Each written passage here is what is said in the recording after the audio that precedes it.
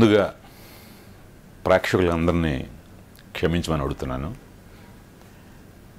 ఈ సెప్టెంబర్ 4వ తేదీన రుద్రమదేవిని మేము ముందుకు తీసుకురావడానికి శాయశక్తులా ప్రయత్నించాం. కానీ 3D ఫార్మెట్ టెక్నికల్గా కొంచెం టైం తీసుకుంటుంది. సో దాంతో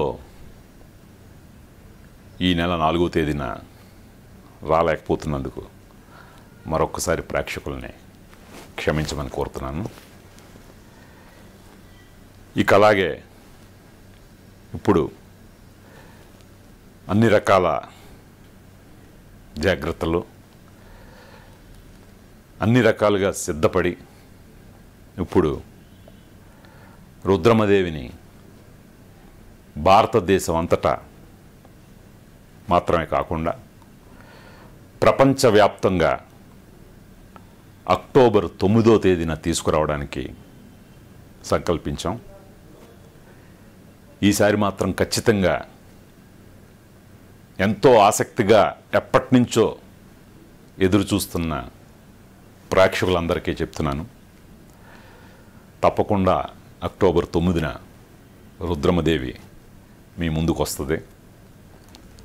ముందు నుంచి కూడా రుద్రమదేవిని రెగ్యులర్ 2D ఫార్మెట్లోనే కాకుండా ఆ 13వ శతాబ్దంలోకి తీసుకెళ్లిన అనుభూతిని కలిగించడం కోసం ప్రేక్షకుడిని 3Dలో కూడా తీయాలని సంకల్పించాను. నిజానికి ఇది చాలా వ్యయ ప్రయాసలకు కూడింది. అయినా సరే పట్టువదలని విక్రమార్కుల్లాగా టెక్నికల్గా ఇప్పుడు జనరల్గా ఎనీ కొత్త టెక్నిక్ని తీసుకురావడానికి టీదింగ్ ప్రాబ్లమ్స్ అంటారు. అలాంటివి కానీ ఎన్ని గ్లిచెస్ ఎలాంటి హడిల్స్ అయినా సరే ఎదుర్కొని ఇప్పుడు తుది మెరుగుల దశకు చేరుకున్నాం. అలాగే రుద్రమదేవి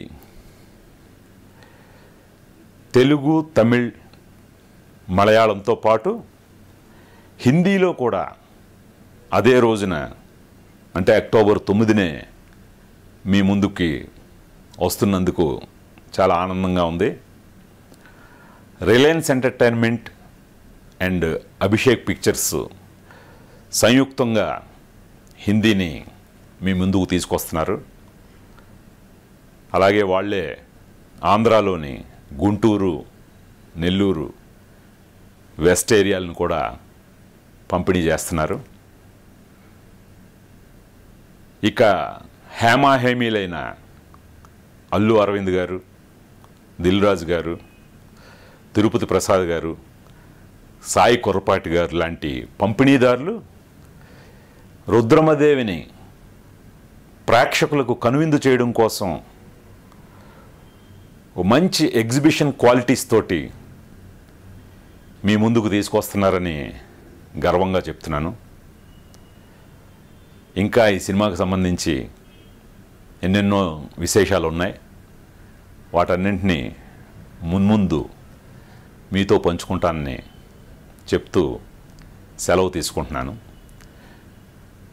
మరొక్కసారి రుద్రమదేవి అక్టోబర్ 9, 2015 ప్రపంచవ్యాప్తంగా మీ ముందుకు వస్తుంది. నమస్కారం. ఇక ఆడియో లాంచ్ ఆఫ్ కుందనపు బొమ్మ వేదిక మీదకి ఆహ్వానం చేస్తున్నాము. దర్శకులు ఇక్కడే ఉన్నారు, నిర్మాతలు ఇక్కడే ఉన్నారు. మ్యూజిక్ డైరెక్టర్ శ్రీ కీరవాణి గారిని సాదరంగా వేదిక మీదకి ఆహ్వానిస్తున్నాము.